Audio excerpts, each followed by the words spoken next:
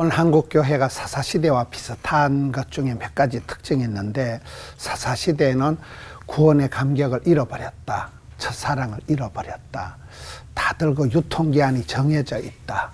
또 각자 소견에 옳은 대로 살았다. 뭐 그런 특징이 있는데, 사사시대의 특징 중에 하나가 이름대로 못 산 거예요.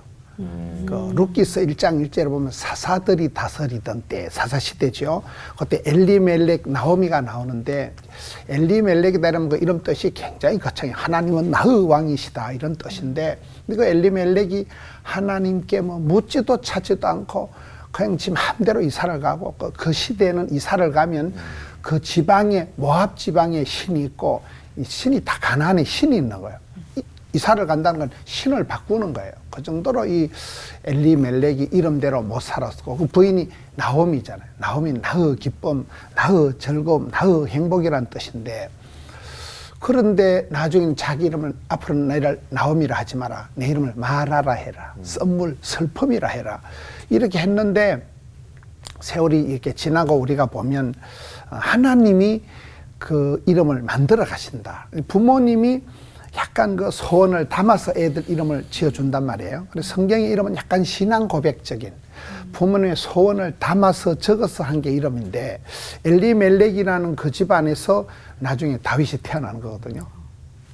오리지널 왕, 핵심 왕 다윗이 태어나고, 다윗의 자손 예수 그리스도 세계까지 이어지는 왕통을 잉태하는 그 이름대로 됐고, 나오미도 슬픔이고 남편 죽고 아들 둘이 다 죽고 엉망진창이 된 것 같았지만, 나중에 룻이라는 그 며느리가 나타나면서 이제 회복자가 되고 양육자가 되면서 그야말로 이 회복이 되는, 즐거움이 회복이 되는 식으로 이름이 만들어졌단 말이에요. 그래서 성경의 이 이름들을 보면 이름대로 못 살았지만은 어떻게 보면 하나님께서 이름을 이렇게 장명을 해주고 이름을 또 만들어가고 이름대로 세워가는, 이름대로, 말씀대로, 소원대로, 믿음대로, 심은대로, 이렇게 대로의 법칙이라 그래요. 이렇게 만들어 가시는 걸 보게 됩니다.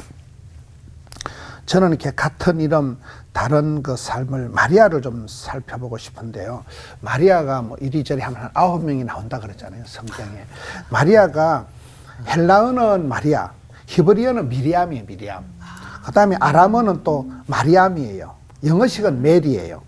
중세 시대에는 감히 이렇게 마리아를 못 부르고 마돈나라고 불러요. 마돈나, 메리, 미리암이 다 같은 말이에요. 우리 강아지 이름도 뭐 메리 쫑 이래 부르잖아요. 하도 그때는 이제 여왕에 대한 반감이 있어가지고 강아지 이름을 여왕에 붙였다 그런 말이 있더라고요. 구약의 마리아, 모세의 누나가 미리암이거든. 미리 안다고 미리암은 여선지자예요.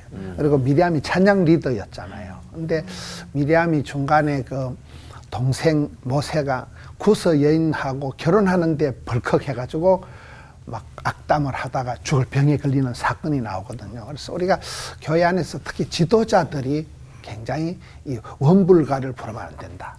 원망, 불평, 교만에 빠지면 큰일 난다. 그래서 그 미리암이 동생을 함부로 얘기하다가 죽을 병에 걸렸을 때 다시 이제 회복이 되는데, 그 구스 여인은 이제 신학자들의 의견을 보면 그 구스 지방이 그 모세가 피난 가서 40년 동안 살았던 그 미디안 광야도 구스 지방으로 이렇게 들어간다 그래요. 그래서 모세가 처음에 피난 가서 만났던 그 아내가 구스 여인이 아닌가, 여러 가지 학설들이 있는데, 어쨌든 남동생을 자기가 함부로 이렇게 하다가 큰 코를 다친 게 구약의 마리아 미리암이라는 거예요. 그래서 우리가 지도자가 될수록 항상 가르치려고 덤비지 말고 겸손을 감당해야 되겠다. 그럼 예수님의 어머니 마리아가 있는데요.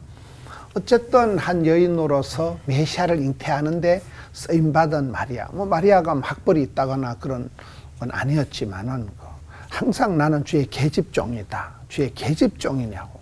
그 첫 번째 기적을 예수님 행하실 때도 요한복음 2장에 물이 포도주가 되는 그 기적 때도 주연, 조연, 시나리오, 무대 감독을 예수님 엄마가 다 합니다.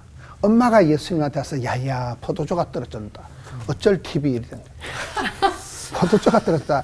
예수님한테 부탁을 하는 거예요. 예수님이 기적을 행하리라고 믿은 거예요.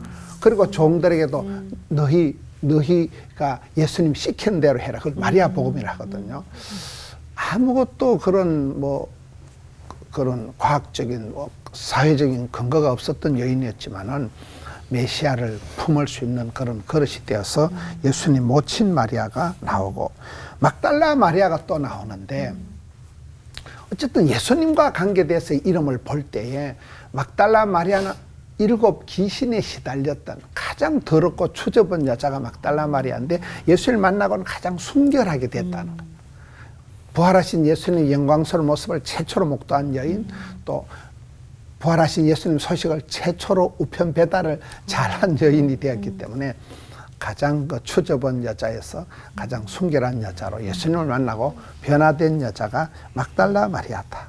마르다의 동생 또 마리아가 있는데 여기는 예수님의 그 말씀을 잘 들었죠. 예수님이 유달리 이뻐라 한 이유가 마르다는 일만 열심히 했고 마리아는 예수님 발치에 앉아서 말씀을 잘 들었잖아요. 그래서 부산에만 있는 게 마마 클럽이라고 했어요. 마르다처럼 봉사하고 마리아처럼 예배하자 이래서 마마 클럽 어머니 기도회가 있는데 한 10,000명이 모여요. 부산에 어마무시한 마마 클럽. 그 마르다가 이 마르다예요. 또 이제 작은 야고보의 어머니 요새 어머니 마리아가 나오고 글로바의 아내 마리아가 나오고 마가 요한의 어머니 마리아도 복부인이에요. 갑으로 나타나는데 전혀 갑부티가 안 나는 자기 다락방을 오픈해서 거기서 기도하다가 성령이 임하셨으니까 마가를 아주 금수저로 이렇게 잘 키웠던 마가의 어머니 마리아. 그리고 9번째는 로마서에 나오는 마리아는 그 로마서 16장 6절에 보면 너희를 위하여 많이 수고한 마리아에게 문안해라 할 때 이 여인은 별로 소개가 없었지만은 굉장히 교회의 헌신적인, 요즘 우리 교회로 말하면 여전도 회장님 같은 권사의 회장님 같은 많이 수고하고 쓰임 받았던 일꾼으로서 그런 역할을 했던 로마서에 나오는 마리아. 이렇게 마리아가 9명이 나오는데 예수님과 관련해서 다 그분들이 예수님을 만나고 어떻게 변화되었는가, 또 예수님을 통해서 그 이름이 하나님께서 그 이름을 존귀하게 들어 쓰신 사람들이 있다는 거예요. 그래서 우리가 이름을 불러주고 또 이름대로 살 때 나도 모르게 세월이 지나가면 이름대로 되어진다. 또 하나님께서는 우리에게 신앙 고백적인 이름을 선포를 해주고 지어주고 그 이름대로 살게 만들어 가시는 거죠. 이름대로 살자. 이름대로 살아드리는 우리 성도님들 되시기를 축원합니다. 하나님 아버지 감사합니다. 하나님의 자녀라는 이름을 주시고 고아와 같이 버려두지 않으시고 자녀 삼아주시고 일마다 때마다 함께 해주시고 사랑의 목소리로 불러주시고 세워주시니 감사합니다. 아멘. 일평생 붙들어 주시옵소서. 아멘. 예수님 이름으로 기도하옵나이다. 아멘. 아멘. 저는 그런 의미에서 이건 뭐 재밌는 질문이기도 한데 이 목사님들의 성함이 이상감 목사님 아까 조금 에피소드를 얘기해 주셨는데 혹시 뭐 성함 때문에 재밌었던 에피소드 없으세요? 그 부모님이 이런 의미로 이름을 딱 지어주셨는데 그런 대로 진짜 사시는지. 제 이름이 이제 문훈이거든요. 네. 걸을 문자. 그 흑납팔훈이라고 옛날 우리나라 고대 악기 중에 흙으로 만든 피리가 있어요. 훈이라고 이렇게 흙으로 만든 납파. 그래서 아빠는 그때 예수님도 안 믿었고 이제 불가해서 그냥 이제 아들 이름을 걸을 문자 진리를 외치는데 약간 이게 금소저가 아니고 흙소저라는 거예요. 나는 흙으로 만든 나팔을 가지고 불어라. 그래서 제 설교가 굉장히 촌스럽고 사투리가 심한 게 이게 아버지가 이름을 지어주기를 니는 진리를 외치되 글을 외치되 흑나팔로 불어라. 그래서 이게 촌발 충만, 사투리 충만이 된 게 나는 아버지가 이름을 너무나 잘 지었다고. 아주 신토부리 이름이 이제 흑나팔, 훈이라는 그 옛날 우리나라 전통 악기가 있어요. 피리가. 그리고 우리 교회 그 음악을 전공한 한 분이 그 훈 악기를 이렇게 선물해 주더라고요. 저는 처음 봤어요. 흙으로 만든 피리가 이렇게 있어요. 이렇게 하는 건데, 그래서 저는 아주 시골스럽고 흙수저라는 게 확실한 게 이제 이름을 아버지가 지어줬기 때문에 흑나팔훈이다. 저는 사실은 전에 제 이름에 대해서 얘기해 본 적이 있어요. 못 들으셨으니까 제가 한 번 더 하겠습니다. 제 이름이 전창희예요. 밭전. 창성할 창, 기쁘리. 근데 이제 제 아버님이 이제 개척교를 하셨으니까 대부분 그러면 굉장히 못 살고 물질적으로 굉장히 그리움이 있어요. 물질도 좀 가져보고 싶다. 근데 어느 날 한문을 배우니까 밭전, 밭이 창성할 창, 창성하니 기쁘다. 하나님, 나는 부자가 될 상입니다. 왕이 될 상인가? 네. 네. 그랬었어요. 그래서 사실은 제가 하나님을 떠나진 않지만 부자 장로님이 되고 싶었어요. 아버님은 저를 목회자로 서원을 하셨지만 제가 고등학교 때 아버님 상의 없이 이과를 선택해서 대학을 가게 됐어요. 결국 돌아가게 됐지만 돌아와서 어느 날 갑자기 제 이름을 보는데 야, 이름 때문에 내가 이렇게 목사가 됐구나 하고 생각했습니다. 밭전을 풀어보면 입구자의 가운데 열십자예요. 십자가를 입구, 입으로 창성할 창자가 가로할 자처럼 생겼습니다. 왈왈거리니 기쁘다. 입으로 십자가를 왈왈거리니 기쁘다. 이거 목사가 될 상입니다.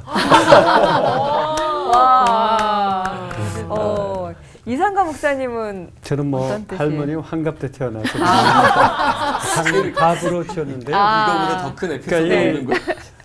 상갑 때문에 참 힘든 게 애들이 상갑이라고 하지 않고 떡갑으로 해가지고 일진들이 떡값 달라고 할 때마다 인생이 참 괴로웠는데 네. 제가 한 번도 이렇게 준 적이 없어요.